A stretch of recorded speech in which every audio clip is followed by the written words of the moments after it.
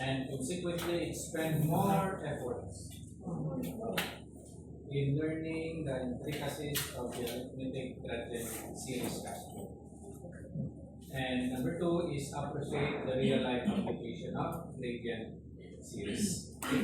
But on actual situation, okay, so most of the problems encountered in real life, the applications only annuity. Okay, so talagang sa mga applications ng atin niya gradient series. Okay, so hindi ang nakapagpala.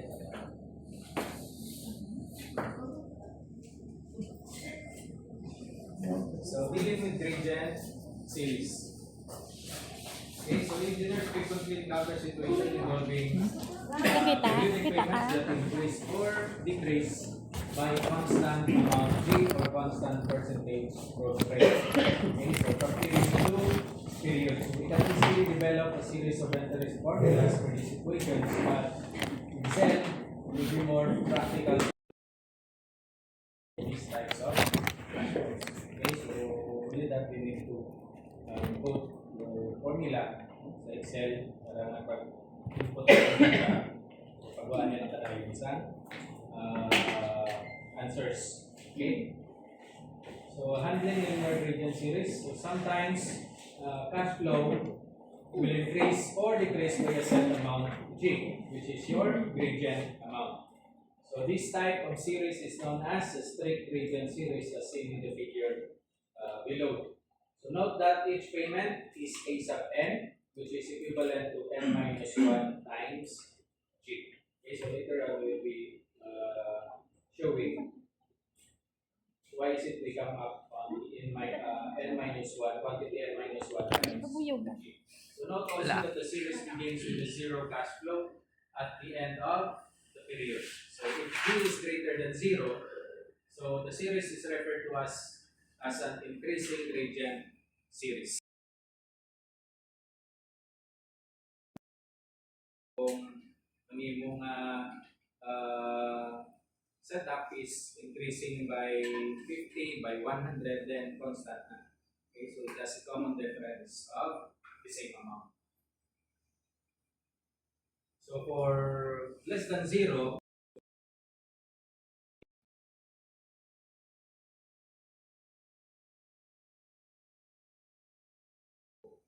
okay, so pero sa amortization, notice that ang principal is decreasing or ano ganing term that basta ang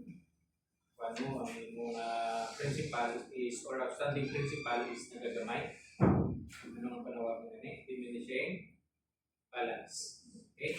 So hindi siya fix. Hindi malakaan ka dahil sa fix kung by every month fix na karon sa original principal. So 10% of the original principal then mas tapo. Whereas kung diminishing ng ating balance will depend only for the outstanding principal. Okay? Since our amortization payment, duwa ang nakatuwa niya. Okay? So you have the repayments on principal cut and payment on interest. Okay? So we have design and analysis of net cash flow profiles. So real life arithmetic gradient series cash flow usually starts with some base amount at the end of the first period and then increase or decrease by a constant amount thereafter. So the non-zero base amount is denoted as T starting up the period T.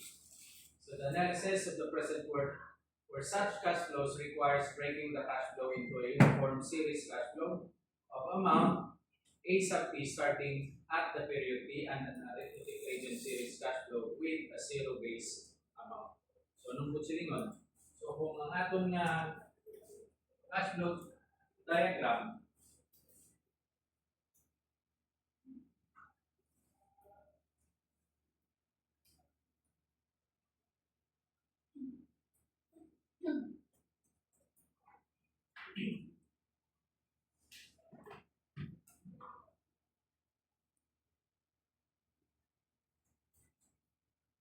okay, so ako na yung suraya. So it could be breakdown into two. Okay, so we have the uniform series. So in this shot, this will be a uniform series. This will be our gradient series. So if this is A, so A man is siya. A, A, A. Okay? So actually, mag-class na da, since hindi siya A lang niya, so dili tayo ma-start sa second period, which is we have G, and then since parehas ang imong increasing or decreasing amount, so this will be times 2, this will be 3G, 4G, 5G, at 6G. Okay, so signal na pwede na. Okay, so we have 3 kaya ma-start at 2 because kung paon na ni sa atong solid duration, kung paon na ni gining area, okay, so pwede kami siya ma-breakdown into area sa triangle at area sa rectangle. Although, makasiling ka nga it will be trapezoid. Okay, so ito trapezoid mo yung sura yan. Ito lang ang ini.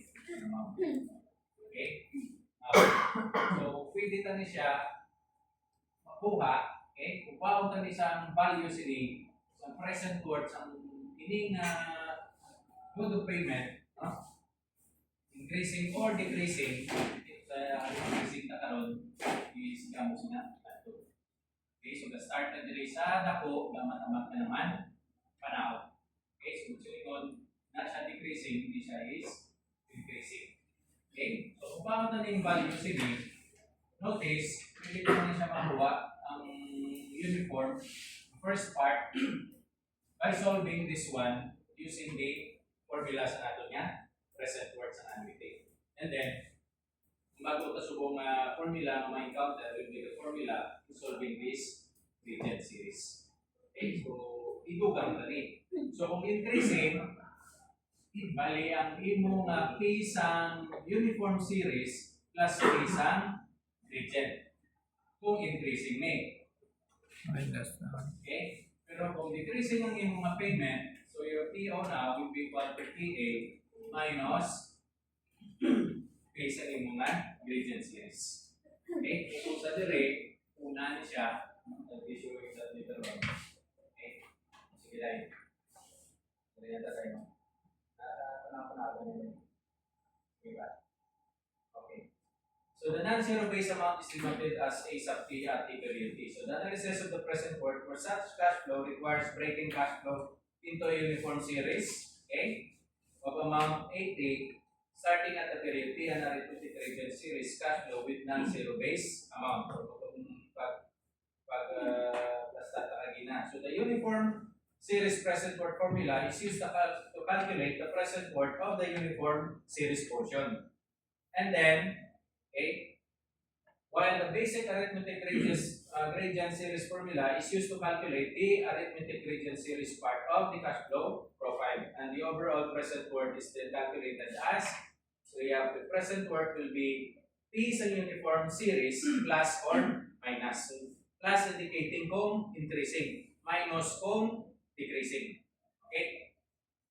So, kung ano na akong itsura sa akong cash flow diagram, sa akong based on the problem statement given, so ini siya can be break down into this. Okay? So, kung silingon, ang ini, base ang imong present worth plus base ang imong gradient series. Notice, your G start at year 2. Okay? Hindi ang A mo na din mo. Direct yung A sub 1 plus G on year 2. So since inuha mo na ni sa A tanang uniform series, which is this is equivalent.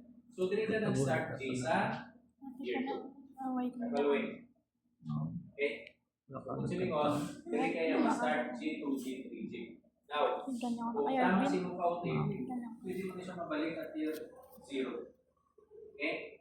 Pag-i-add to that, and that should be the equivalent. Okay? So, sa atay. Sa aton nga decreasing gradient series, okay? Since napanubo na siya, so A sub 1 starting sa A sub 1, A sub 1 minus J, minus 2J, minus 3J, minus 4J, and minus 5G. So ini, no, could be breakdown in this format.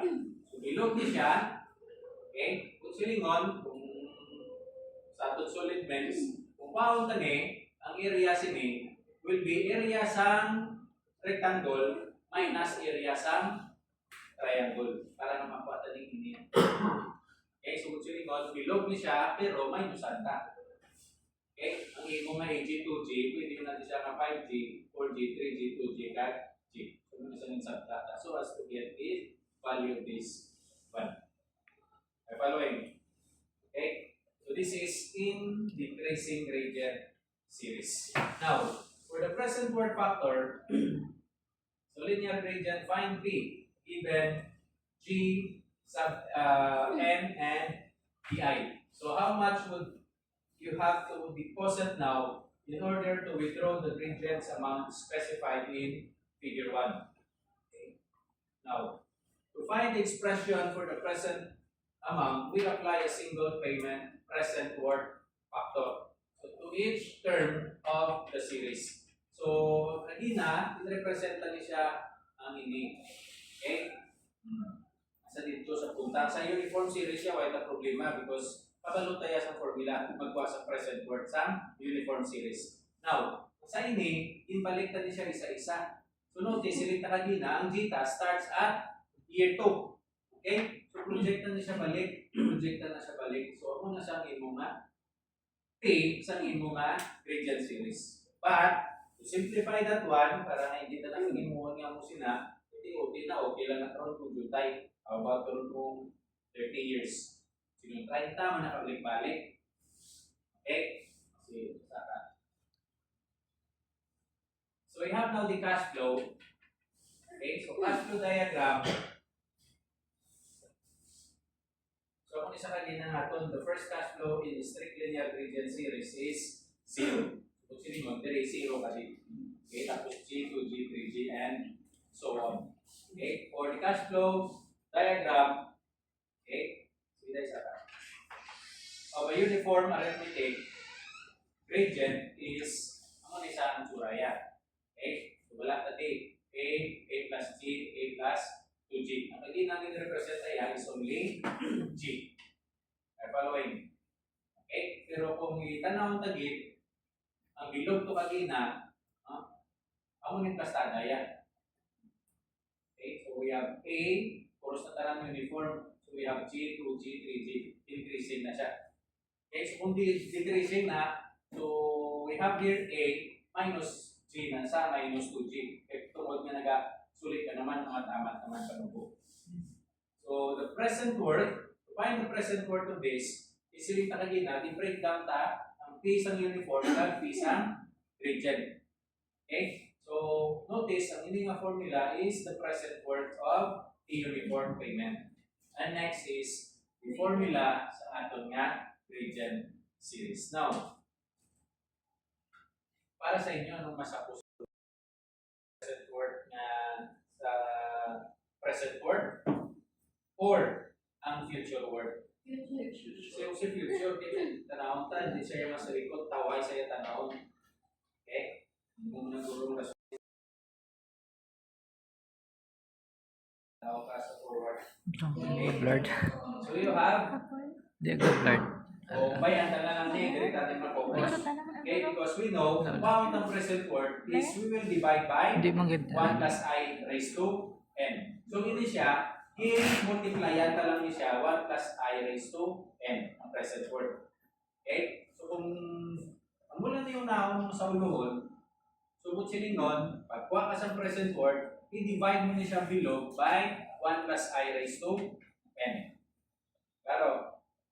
So notice, magkuha ka sa future word, amo lang isa ng mga formula.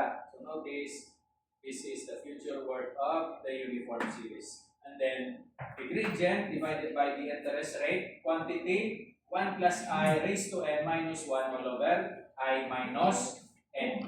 Okay? Now, magkuha ka sa present word mo, is i-divide na niya siya tanan by 1 plus I raised to n. So, ako ni siyang imong magwa. Okay? The present words ang imong nga uniform payment, and then Wala ka na diyan i-divide sa kwa since this will be distributed. Okay? Ang common nga factor, diri ni siya alin ng G over I. So that is why ang ini, wala na di siya 1 plus I raised to n. Ari na siya yung butang na to. Okay? E kung i-distribute na ni siya, kag i-divide, the same thing magyapon. We will extract na siya kay this is the common factor on these both terms. Okay? So we have G over I, quantity 1 plus I raised to n minus 1 all over 1 plus I raised to n times I minus n all over 1 plus I raised to n. So sa linggo, mas tapos ko lang dito sa ulo. Okay? Tapos i-divide mo lang sa right, 1 plus I raised to n to get the present worth of your arithmetic series. Okay? That was our application. So let's start with example. So you borrowed 100,000 from a local bank with the agreement that you will pay according to a graduated payment plan. So if your first payment is set at 15,000, what would the remaining payment look like at the borrowing rate of 10% over 5 years? Okay? So kung silingon, paano mo siya pabalaan kung increasing or decreasing? Saan mo sila na-set up?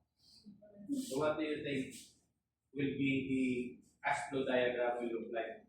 Increasing or decreasing? So notice, nag-start ka payment, 15,000. Okay? So kung 15,000, kung panubuon mo na siya, sa sulod sa pulo ka payment, makaigo ay kanang bayad mo kung decreasing, mabayaran mong shipment. So kung silingon, sa mo na set up, misunderstood nga, increasing nga gradient. Okay? Now, what are the given out?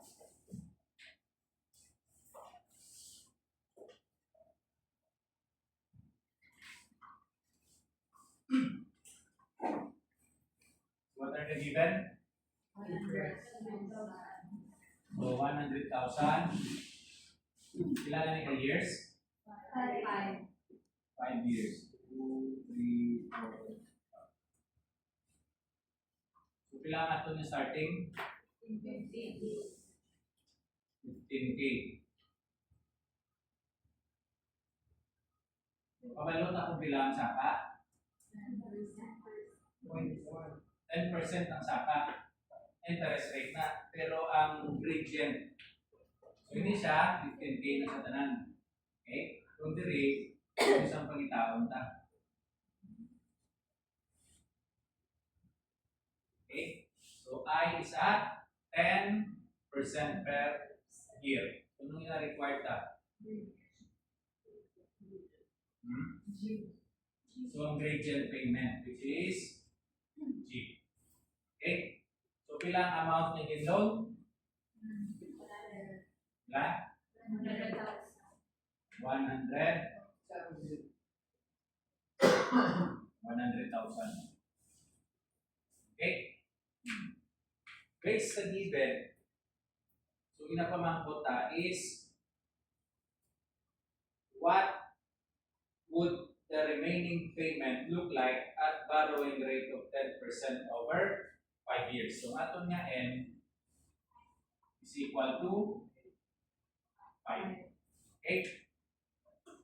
Now, so silita ka na, na-identify ka na that this is an increasing gradient. Okay? So since given ang present worth, so using the formula sa natin ng present worth na gradient, so this will be consist of the payment, the present worth of uniform plus since increasing, so plus that. Okay? Plus the payment in gradient series. So what is the formula? So we have A times 1 plus I raised to n minus 1 all over I times 1 plus I raised to n.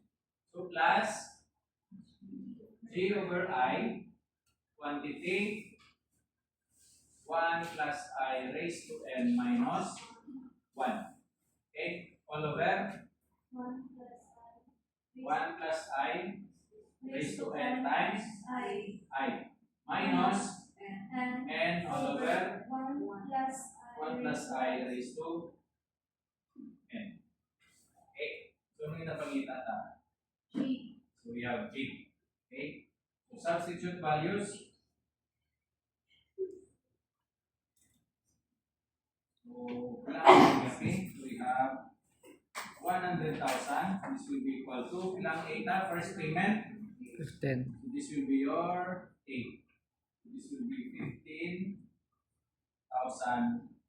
times 1 plus 0.1 raised to 5 minus 1 all over 0.1 times 1 plus 0.1 raised to 5 plus J all over 0.1 times 1 plus 0.1 raised to 5 minus 1 plus 0.1 raised to 5 times 0.1 minus n all over 1 plus 0.1 raised to 5. Okay? So, G ang isa pangita. So, bilang natin niya G. So, solve for this one, subtract the day. Okay? And then, i-divide natin siya sa ring answers ini. And then, multiply it by 0.1. And how much is the values natin niya? G.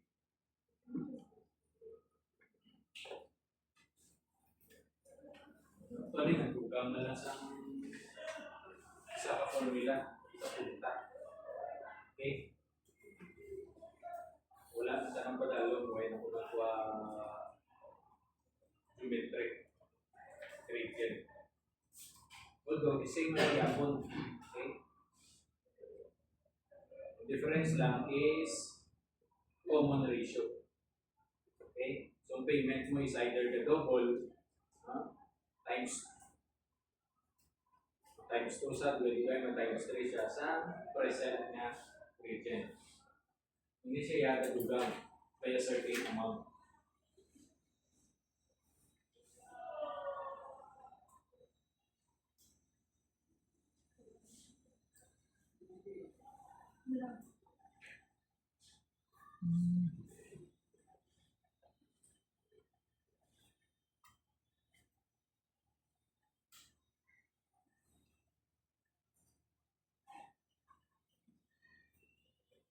Kasi gusto ko bawi.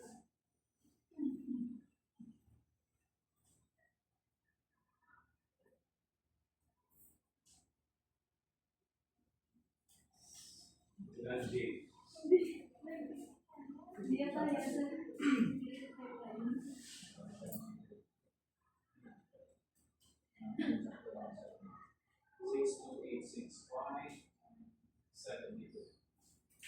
Check lang sa inyo ng calculator. Hindi na sa kaigo. Isa ay subtract na yung isa para magpasupon.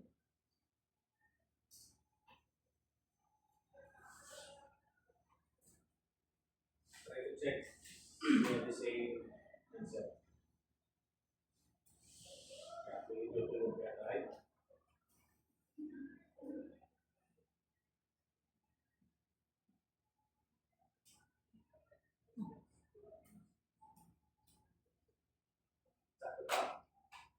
We have 6286.72. Okay? Pero kung naka-Excel form na, may problema. I-encode ka na lang. Pag i-encode mo, may answer na lang ni Dayo sa punta. Okay? Is actual, So, the same thing sa ating mag-generate sila sa ibong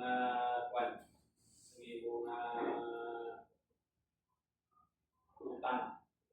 Okay? Sa amortization schedule. Sunod lang, kailang principal, kailang interest rate, pag-click, pinadayon sa amortization schedule. Okay, kung galing natin sa amortization schedule, wala man sa may nag-file. Progress check. 60 months. Ang in-progress check niya.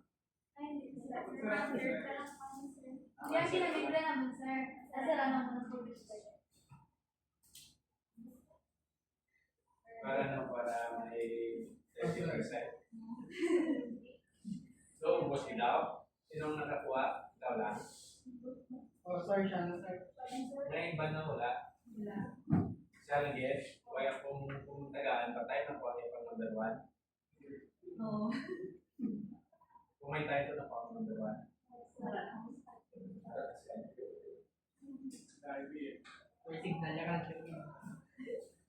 Okay, there is Excel.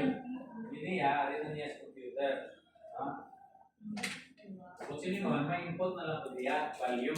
Okay, so kung pila na ninatan. Sa Excel, pwede mo lang siya sulit-sulit. Okay, so kung may unweighted na yung mag-given, pwede ko na siya masulot. Okay, depende kung ano pinapangita. Then, tagaan yung kadayon sa mga pariya sa atin nga schedule of payments. Okay? Problema, kina-input ko na lang data. Unaon mo lang din yung imuon is to input the required formula. Okay? Bila na Excel. Muna sa natin yung progress check. Pero may ari man tayo example. Okay? Ito na-solve mo na sa kagapon mo. Luwa. Okay? So, ari naman natin sulod. So, what is the equal payment series for 10 years that is equivalent to a payment series starting with 10,000 at the end of the first year and decreasing by 1,000 each year over 10 years. So interest is 7% compounded annually. Okay? Naintindihan ang problem? So first, you have to construct a nice and mga cash flow diagram sa gradient. And then, yung pinapangita is equal payment ng cash flow. Okay? So, ang equivalent niya, what if kung ang inang payment schedule, no? Anong equivalent niya kung ibayaran ko siya at equal payment series? Muna sa ating problem mo. Okay? So, what is the equal payment series for 10 years? That is equivalent to, kaya ano natin sa layon? Payment series starting 10,000 at the end of the first year, decreasing by 1,000 each year over 10 years. So, kung silingon, kung browse ko na akong subong na cash flow diagram for 10 years, 1, 2,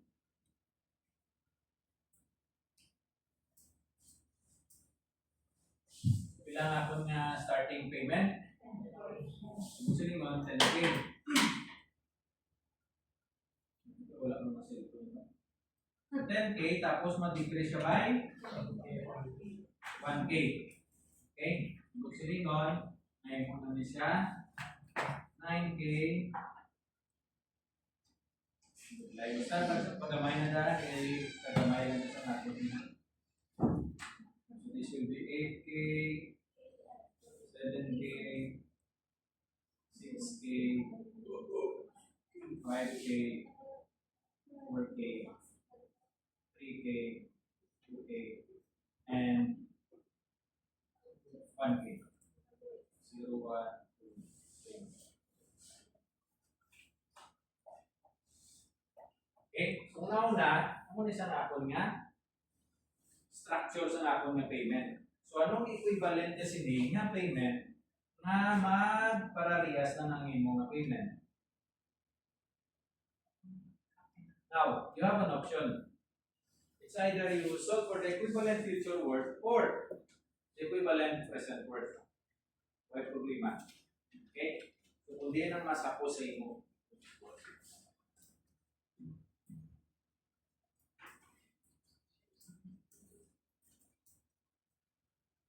Kung silingon, pila din payment na the same lang ni all throughout the year.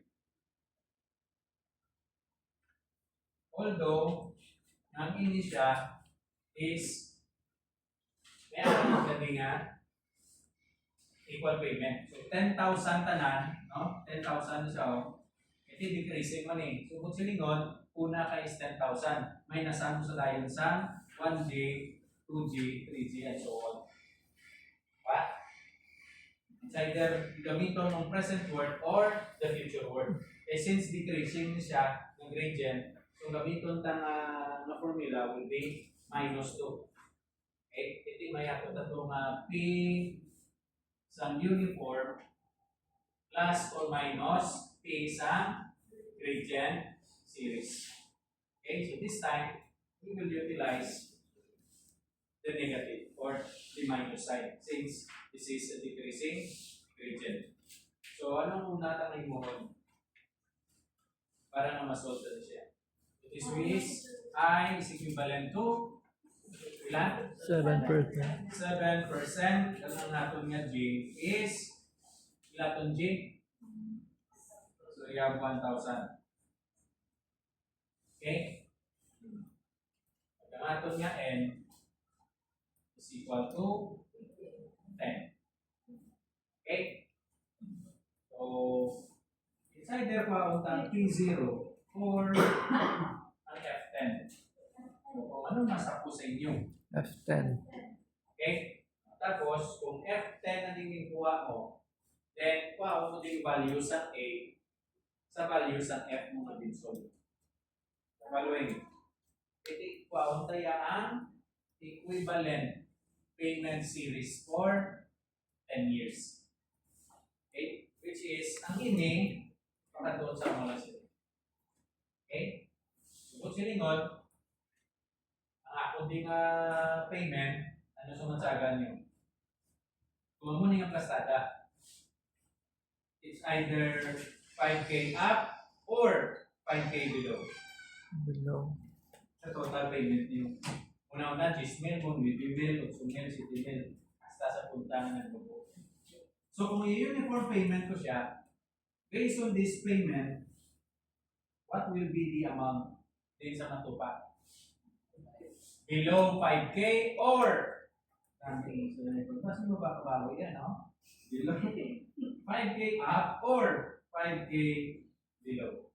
Ang answer is sa payment series. Eh, din kayo na una mo. So, maminsan sa Lydia, no? Paano mo gina average ng payment, no? 10 plus 9, tapos i-divide mo sa 2. PPO.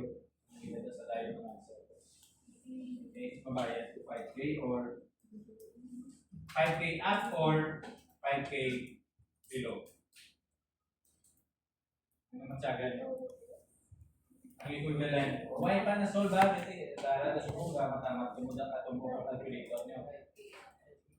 5K up or 5K below? Up. Why na below?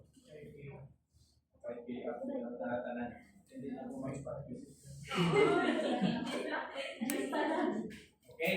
Oh, isolve mo ta. 5K lang. So, kung future word, isilik nyo namin ang future, sudulaon ko na eh. No? Sudulaon ko na eh. O, muna na formula sa future. Okay? So, anong paon ko dire? F. Okay? Tapos, makuha ko ng value sa F, i-equate ko din sa dayon sa kay F is equal to K times 1 plus I raised to N minus 1 all over I. Okay? Since kuha ko ng F, may interest, aring natin nga, kuha ko. Okay? But then, pilatin natin nga value. Okay? So, F ta is ano na din ang pamilita. So, first payment, starting series is 10,000. This will be 10,000 times 1 plus, ilang natin yung interest? 7%. So, this will be 0.07 raised to 10 is 10 years. So, 10 minus 1 all over 0.07 plus, ilang natin yung Jim? So 1,000. So 1,000 divided by 0.07 times 1 plus 0.07 raised to 10 minus 1 all over 0.07 minus 10. Sir, balilangin mo, sir, hindi na siya periodic payment, pero first payment mo siya. Oo, first payment mo na siyang 10,000. Dali, ang mga sir, ang Oo, mga tapos decreasing ni. Hindi siya yung decreasing since ang first payment mo, based sa itong kanina na discussion, first payment is considered as your annuity. Okay, so busin nyo, na muna sa di matingala ka lang di galing kay 10,000 tapos nag 9K. Diba? Pero sa kaginayan kung mag-start ka 1K tapos increasing by 1K man, busin nyo, may 1,000 kay hindi ako throughout. Hindi mo sa makita. Manangaling ng ini, may nasa mo sini. Para na makuha ang ini nga area. Okay? So, busin nyo, nag-minus ka to, kaya tungod, i-consider mo siya na 10K ka na ang uniform mo. Pero, gibuinan mo siya since decreasing by G to G3G. Okay? Diba? Mobilan yung future word. Mobilan para masolve ka na tayo dire ang value ni A. So, A ko di subong will be F, ilan yung value niya karon times 0.07. Okay, divided by 1 plus 0.07 raised to 10 minus 1. Muna sa karon ang siling niya nga, what is the equivalent equal payment series? Sir, kung magano ko yung mag-quiz, pwede sir nga i-recta mo na lang yung ang duwa kay equation. Basta tagaan mo lang po cash flow diagram na yun na. Okay? Para at least mabalansa. Kaya hindi mo lang yung construct sa cash flow diagram. I-drop ka rin mo. Drop ko lang daan, mabalan mo na. Okay? So, bilang natin nga 1, 2, 6, 1 kila na 192, 192, 685, 685, 0.18. 0.18. So, ini siya. Diba no? Will be Paisa ka diretso. 192,685.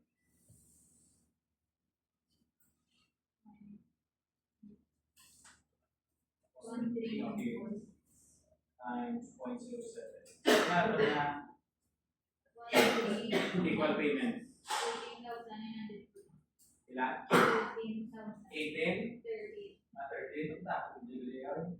13,946.07. Okay, now check that one. Paano mong present work using isang ini?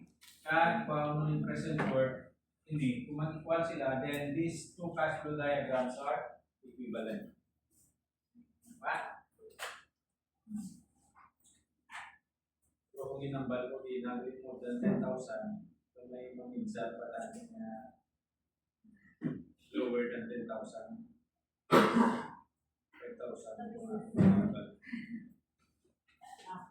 Okay? Mario, as it work, matapos, pwede na yung mag-uli. Kasi si, paano ba na? San 10 minutos, natapos na na tayo.